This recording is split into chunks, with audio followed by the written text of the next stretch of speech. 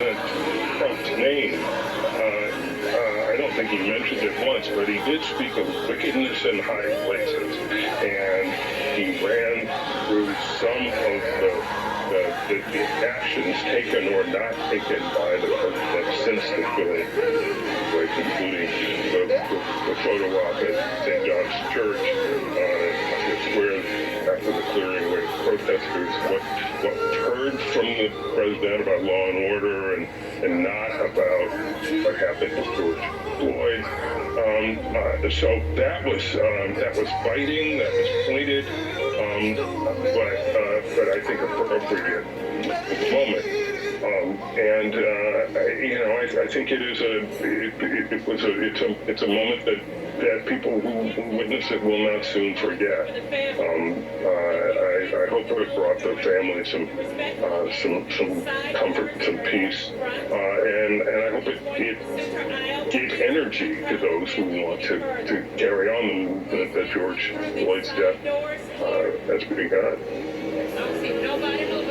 Yeah, we've been watching the casket. We've been watching this image inside the sanctuary, the casket being led out of the church. The family, virtually all of them dressed in white, filing in behind. And that procession will get underway. The motorcade, if you will, to the cemetery will get underway rather soon. Georgetown law professor and former federal prosecutor and NBC News legal analyst Paul Butler is with us.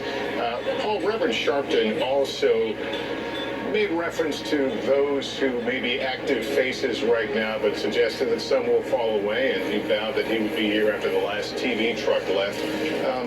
As much energy as this movement has garnered, isn't that the reality that these things sometimes, will lose people along the way, that the work is hard and long?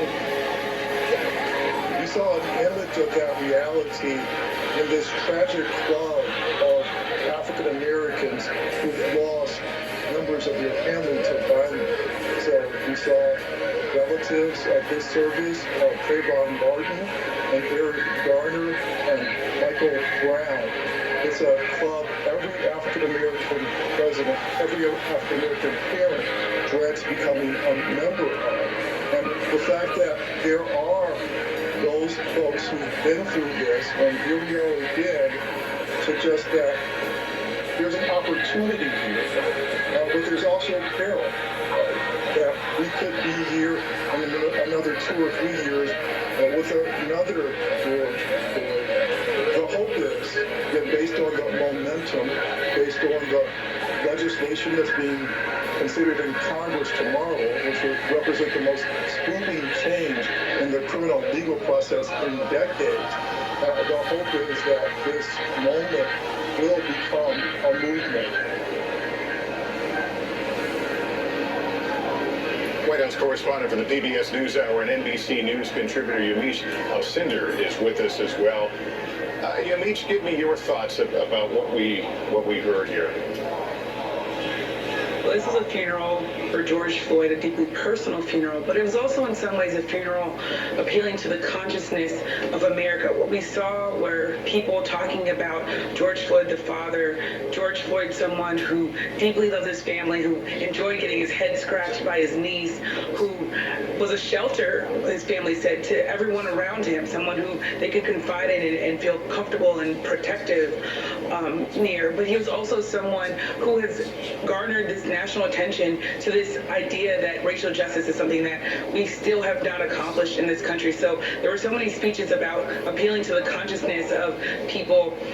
I was really struck, of course, by the two things that Eugene mentioned, which are this fraternity of families, Trayvon Martin, Eric Garner, all of these families that stood with this family and said, I understand that you're going to have to bear this pain in order for this nation to turn once again to that. I think the other important thing was that what we saw was a calling out of the institutional work that's going to be done. Reverend Sharpton, who of course delivered a powerful eulogy, he started off by saying, this is going to be a trial that might be dragged out. And he had that theme going through, talking about wickedness in high places, criticizing President Trump without naming him by name. He was saying there that there's going to be a long road ahead. So it's not just the funeral, but also what comes next. Yeah, the recitation of names.